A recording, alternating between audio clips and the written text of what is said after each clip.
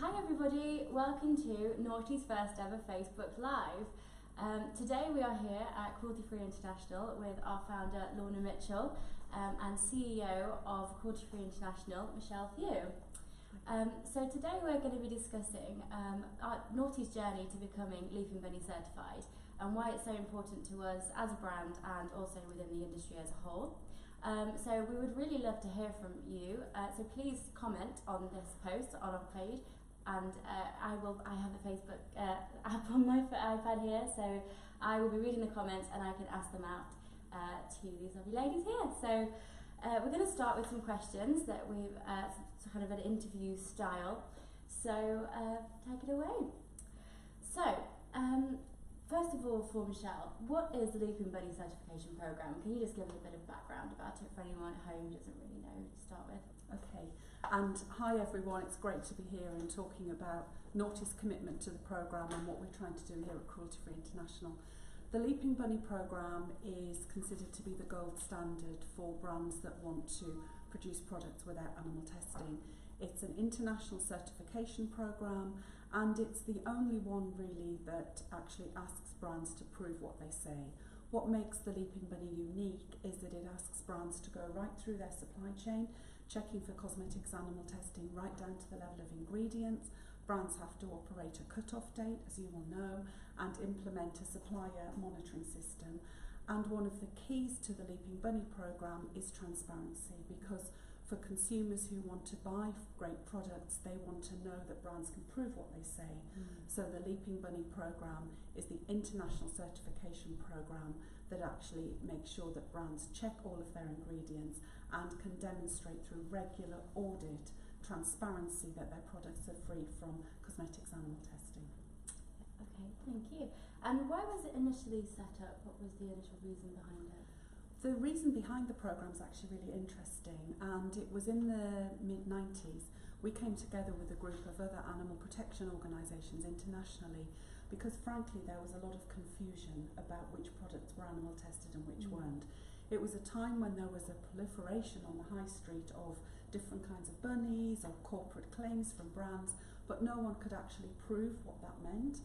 And in order to clear up that confusion, we developed the Leaping Bunny programme. And the idea behind it was still the same as it is today, that it would give that rigour, it would give that certainty, and it would be one way internationally of brands being able to prove what they say. Thank you.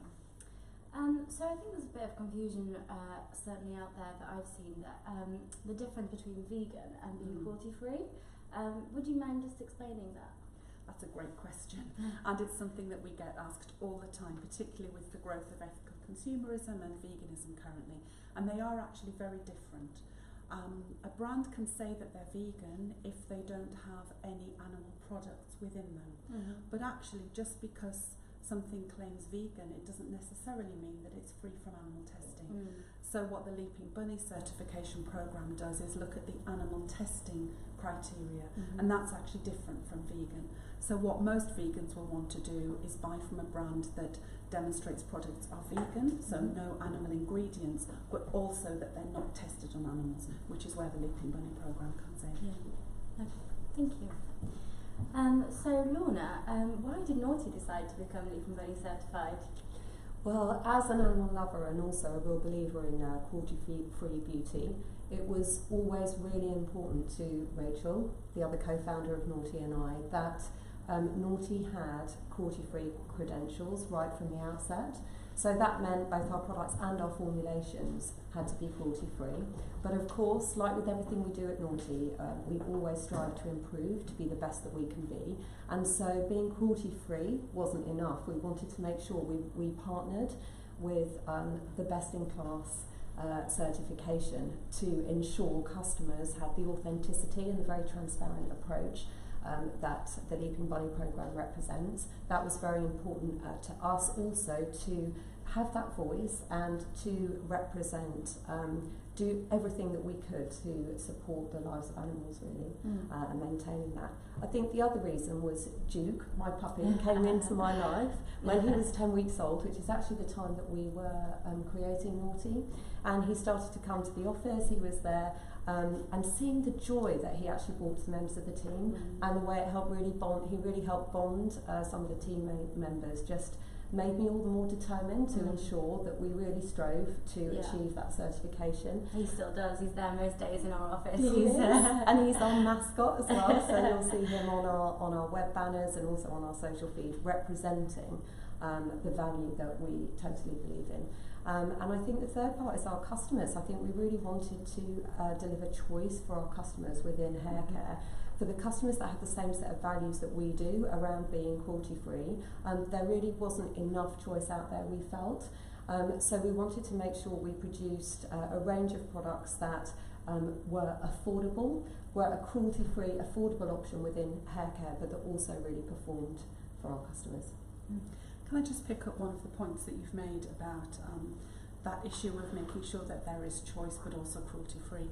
And I think what's really great now with brands like Noughty is that people don't have to make a choice between buying great affordable products and their ethics and values. Yeah. And so actually now you can have great products on the market that are also cruelty-free, and I think that's really important to consumers, because actually increasingly they're demanding that those two things are not separated. Go together, yeah. And yet we're very proud to sort of have been part of that process, lead the way, and also to make sure that other brands follow and take that same perspective. So seeing that shift evolve has been great. You can really feel the needle moving on this now. Yeah. So when we were certified, when Noughty was certified, it was announced that we were the first natural hair care brand to be certified Leaping Bunny. Yes. So how does it feel? Obviously, I'm so very proud. Like I was just saying, it's great to lead the way in part of that process, and it's great to see so many brands shifting and supporting the movement alongside us. So that's fantastic for the lives of animals. It's fantastic support for Cruelty-free International and for the Leaping Bunny programme and all the incredibly important work that they do towards saving the lives of animals. So we've actually had a question come in, so as I said at the beginning, we are taking questions from the audience. Rachel Sigley has asked, why is Leaping Bunny best in class / gold standard versus the others offered? Well, I can answer that from our point of view. It's because it's the most rigorous certification. So it is the only global certification that requires an audit process, that makes sure that brands can prove what they say with that transparency, and checks the supply chain for cosmetics, animal testing, right down to the level of the ingredient. So I think it's a combination of it being a global certification programme with that rigour that from our point of view makes it best in class. Yeah, and from the brand's perspective, I mean, it actually took us 2 years to achieve the certification. So that's obviously a lot of time and resource. But absolutely, it's worth doing it. It's worth all the hard work in order to ensure that our customers have the authenticity and the transparency all the way through the supply chain. So for us, maintaining that, achieving it, and now maintaining it are absolutely critical. It's important, I think, to stress the difference between a company making a claim, their own corporate claim that they can quite happily put onto packaging, and actually meeting the requirements of a certification programme. So this is actually a global standard. It's a programme with very strict criteria and rigour, and that's, I think, what makes it different. And that's why even brands that may have had this in their DNA right from their founding, who themselves would say they would never test on animals, still go that extra mile to reassure consumers, because they can demonstrate that through the transparency in the supply chain. Absolutely, that was fundamentally what was so important to us. So we talked about how the process took around 2 years for Noughty, but could you maybe just talk us through that process a little bit more, how it actually happened? Yeah, so we have set up as part of the Leaping Bunny standards a supply monitoring system, which Michelle mentioned earlier, And that is quite a rigorous process, which ensures that all of our suppliers actually commit to the standards that are required. So, for example, at the bottom of every purchase order that we place with the supplier, that commitment is there and very visible as a representation of what it really means to be part of this programme. So that process is then monitored and maintained by resource that we dedicate to this, both internally and externally at our suppliers. And I think the other part to being able to do this and achieve this certification that it's worth mentioning is the importance of the relationship that we have with our suppliers to help us get this certification, because that, you know, without the support of our partners, that's both the ingredient partners and the product partners that we work with, we actually wouldn't be able to achieve it. So working through that relationship piece and making sure the processes are not only embedded within our business but also within the business of our suppliers is a critical part to achieving the certification. And that transparency through the supply chain. So when Noughty achieves certification, you're not only able to demonstrate to consumers that you've got that transparency, but you've demonstrated right throughout the chain that you know what is in your product. You've interrogated that supply chain right to the bottom, and that's really important. Yeah. So in future, obviously Noughty are now always going to be cruelty-free. So how do you actually ensure that new products will abide by the Leaping Bunny certification? So the supplier monitoring system that we were just talking about is a big part of that. We also have obviously developed a very close relationship with Cruelty-Free International through going through the process. So we use the last 2 years of our knowledge and experience to always sense check that and make sure we're delivering against that. There is also an independent audit that could at any time be conducted on the brand. So that's a key part again to making sure that brands actually meet the criteria that they say they can deliver. And then it's about dedicating resource to the process as well, just to make sure that not only new products continue to meet the criteria, but that also our existing products, nothing has changed about them that may mean we don't meet the criteria. So we absolutely dedicate time and resource to doing that too. We've had some comments. So Claire Fletcher says, fantastic explanation, Lorna. Leaping Bunny isn't easy, but it is worthwhile. So. Yes, absolutely. And some more questions as well coming in. So Matthew Nightingale says, why is Leaping Bunny still needed if more and more countries are trying to stop animal testing?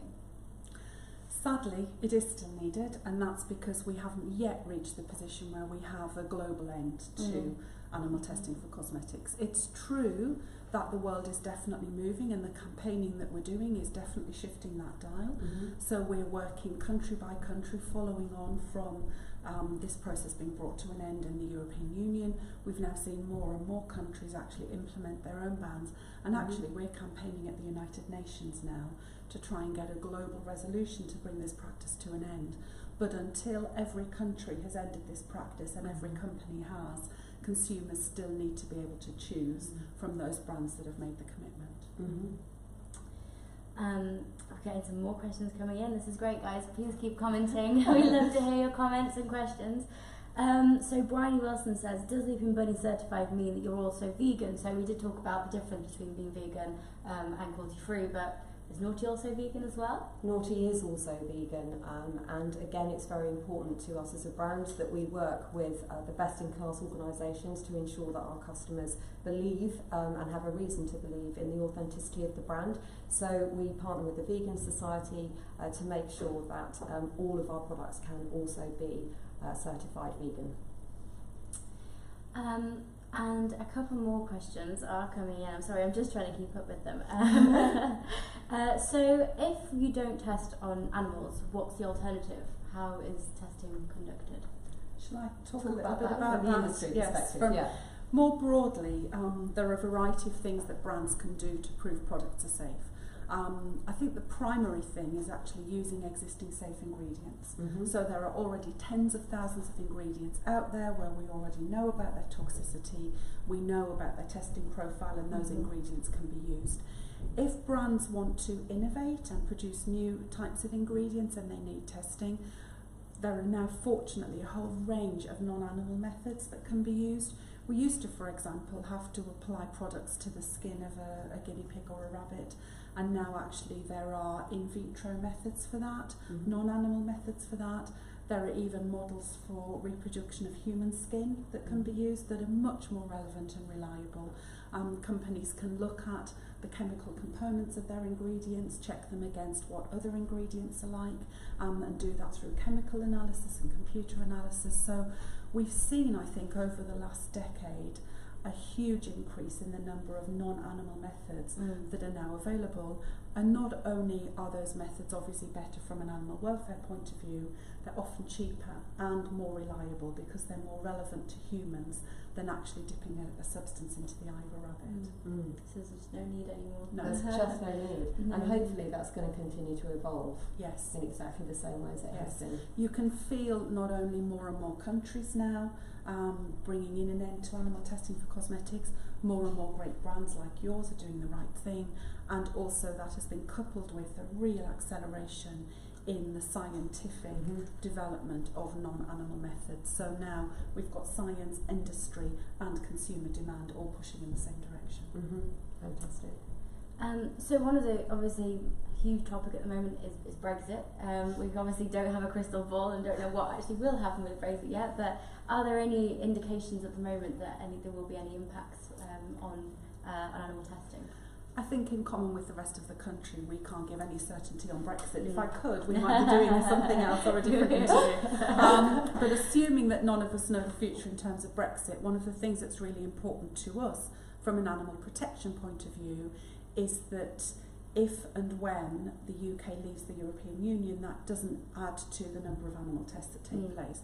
So we've been seeking certainty from the UK government on that. That they will make sure that the laws that came from the European Union on cosmetics testing on animals are maintained, and also that we won't see a duplication of animal tests. So we're not there yet in terms of the certainty that we need from government, but we're certainly pushing in that direction. And even recently there have been debates within Parliament and in the House of Lords where the issue of animal testing has been raised, so that we can make sure that we don't duplicate laws on leaving the European Union that potentially could add to an increase in animal tests. So that's the kind of certainty that we're looking for.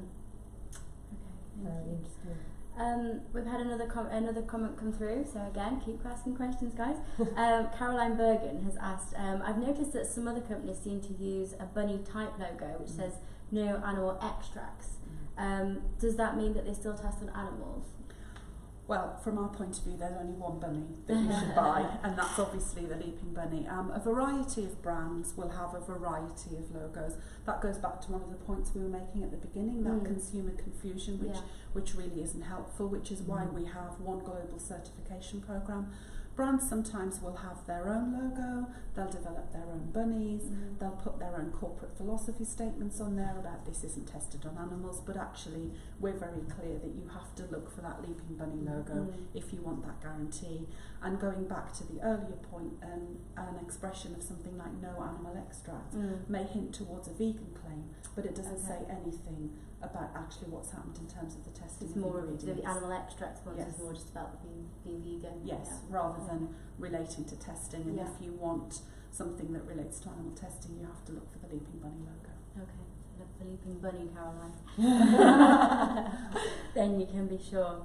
So if we were to, I know we've talked about crystal balls, but if we were to have a crystal ball, what do you or hope that the future looks like for cruelty-free cosmetics? Do you think that one day we might be completely cruelty-free? What do you think the next couple of years hold? That's our goal. That's what the whole organisation is striving towards right now, both working with individual brands like you guys to drive animal testing out of the supply chain, working in countries to try and implement bans country by country, and also now taking this to the global level at the UN. I would love to be able to do something else with my time, other than the last 20 years have been pushing in this direction. But I have to say now, genuinely, I feel the most hopeful that I have ever felt that we are going to move this dial and bring this Feels to like an there's been end a big internationally. change. There really has. Yeah. Momentum is building. That's a combination of legislative effort. It's great brands like you doing the right thing. It's consumers actually stepping up and saying this is what they demand, and you can feel that sea change. So we will get to the day when we bring this practice to an end. About that, I have no doubt. I mean, we talk to our consumers every day, either on our digital channels or over the phone, and they really tell us how important it is for them. So we see it, we hear you, and you know, that's, I think I see the future as more brands coming on board with this program, because the more brands that do, the more visibility we are all providing to consumers and to the industry. So fingers crossed, we'll get there. And that brand engagement and you doing the right thing, yes, that's important for consumers to give them choices on the high street, as you've talked about, but also it's directly helpful when I go in to talk to governments or when I go into meetings at the UN to be able to say, not just do we believe this is something that consumers want, but companies can produce great products without animal testing. So we're going in now very much on that win-win agenda where citizens and industry are asking for the same thing. And I think when you get that pressure in that direction, it's only a matter of time before we see this come to an end. Fantastic. Another question that's come in is from Alexa Strauss saying, will Noughty be Leaping Bunny certified forever? Yeah, absolutely, absolutely. Yeah, the value is so important to us, so it will be something we will be absolutely ensured to maintain, not only within haircare, but should we launch in any other categories in the future, it's absolutely at the heart of our commitment. And some more questions. So why do you think some large brands are still testing on animals? That's from Kimberly Mills. Should I take that? Yes, so you can maybe comment from the industry point of view. Absolutely. Yeah. From our point of view, I think there may be a variety of reasons, and actually from Cruelty-Free International's point of view, we don't put all of the responsibility for this at the door of brands. There's also an issue of international regulation and what governments require, so there will be brands that don't want to have to test ingredients on animals but are doing so to meet international regulation. So that's why for us as an organisation, yes, we work to encourage brands to do the right thing because that helps with that upward pressure, it responds to consumer demand, but it's also really important that we work at the level of regulators and governments so that we can remove what's been very often the kind of tick box approach to needing to see animal testing. So we want more sophisticated regulation, we want the world to shift, and I think that will help brands that want to do the right thing. Yeah, absolutely. And from my perspective, it's just all important that we have a voice in working towards this goal, whether you're a brand or a customer, and that you really use that voice to support the cruelty-free choice. The more people that champion it, then the more it's likely to Absolutely. be the norm. And it is changing. When I started doing this, it gets a bit sad when you talk about how long you've been doing something, obviously only being 21, but when I started doing this, we were having to make the case much more directly for non-animal methods, trying to demonstrate that businesses could do this, and actually now we're pushing it more and more open doors, and so you've even seen some of that regulation and some of that government attitude changing internationally, so you can really feel that now. Fantastic. Well, thank you very much. I think that's probably all we've got time for now, but it's been great to talk to you both, and I hope that everybody's had their questions answered. If you do have any more questions, then feel free to comment them below, and we can ask the team later on in the day and come back to you on that all. So. Thank you, and thanks for your support for this campaign. That's really important, and thanks to you guys for walking the extra mile to achieve this certification. It makes such a difference. Thanks, Michelle. Thank you. Thank you.